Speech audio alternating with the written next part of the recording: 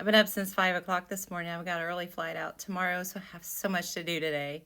So God woke me up at 5 o'clock this morning to get some stuff done, and I just had to continue on with Mark 7 this morning. And Jesus had been talking about how the Pharisees, they honor him with their lips, but their hearts are far from them. He called them hypocrites. So Jesus is still with the crowd, and again, Jesus called the crowd to him and said, "Listen to me, everyone, and understand this.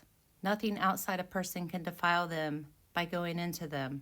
Rather, it is what comes out of a person that defiles them." After he had left the crowd and entered the house, his disciples asked him about this parable. "Are you so dull?" he asked. "Don't you see that nothing that enters a person from the outside can defile them? For it doesn't go into their heart, but into their stomach, and then out of the body." In saying this, Jesus had declared all foods clean.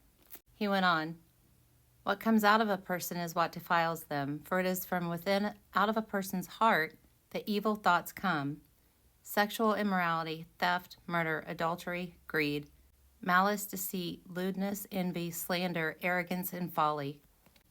All these evils come from inside and defile a person." The Study Bible breaks this down and explains this. As they interpreted the dietary laws from Leviticus 11, the Jews believed they could be clean before God because of what they refused to eat. Jesus pointed out that sin begins in the attitudes and intentions of the inner person.